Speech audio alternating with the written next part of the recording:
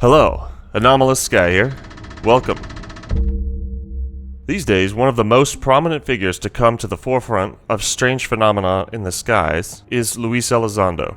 He allegedly headed the Advanced Aerospace Threat and Identification Program known as ATIP, which according to him, he ran out of the Office for the Secretary of Defense, OSD, under the Undersecretary of Defense for Intelligence, USDI.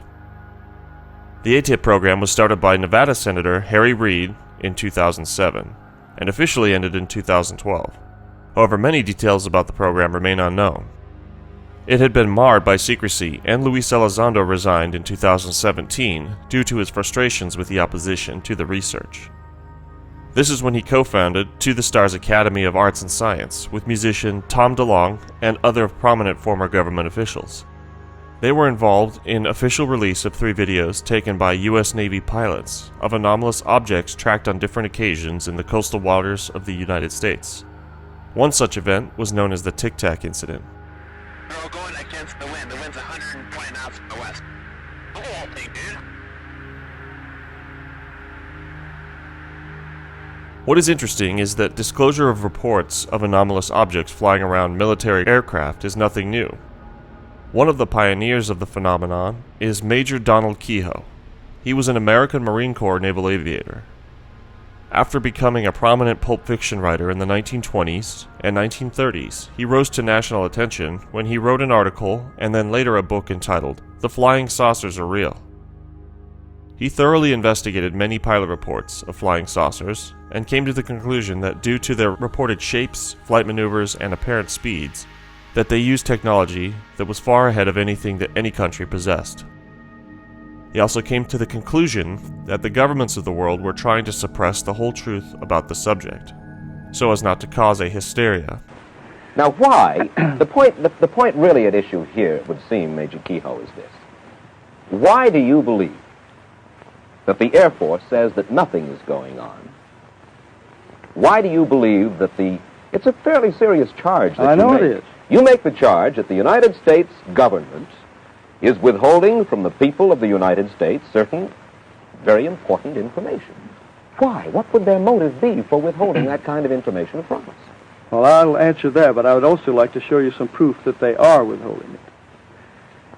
The reason that was given to me when they were working with me back in 52 and 53 was, first, that they were afraid of hysteria. Remember the Orson Welles show way years back when he scared people into the hills with the idea of invading Martians?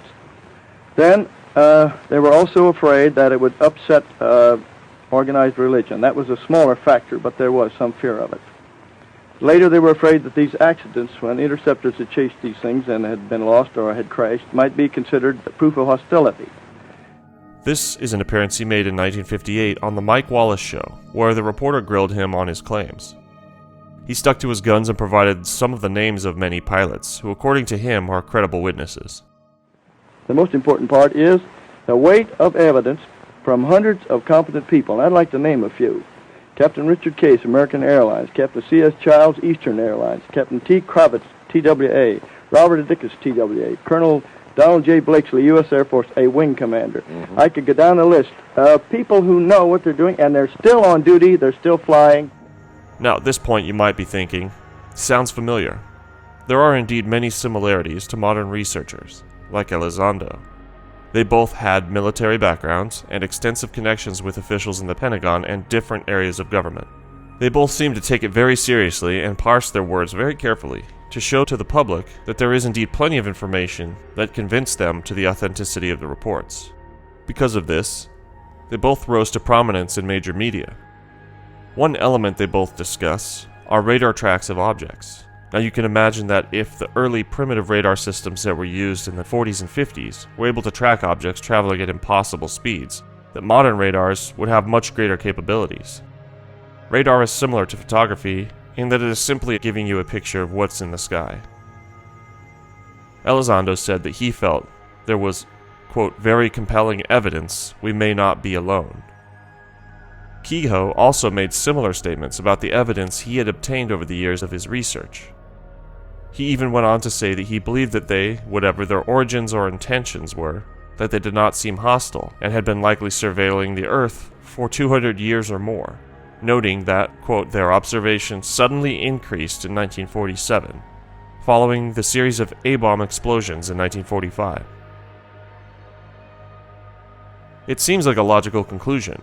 If the anthill in your backyard started making explosives, you might pay more attention.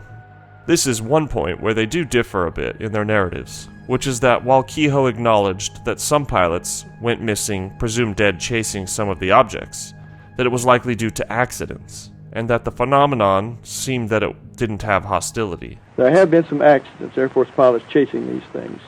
Captain Mantell was killed chasing one in 48, and 2 pilots disappeared chasing one in 53 over Lake Superior.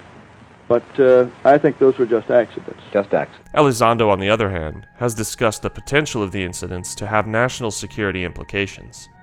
This is one reason that researcher Stephen Greer had expressed his concerns about the motives of Elizondo and his team. Indeed, it would seem that there would very likely be, at the very least, an aviation safety concern. And if there are conclusions to be made from all of this, it's that this is nothing new. It's been seen before. Not only as a phenomenon, but also the secrecy of governments and the fantastic nature of the subject in general. To me, it's always been the biggest story out there.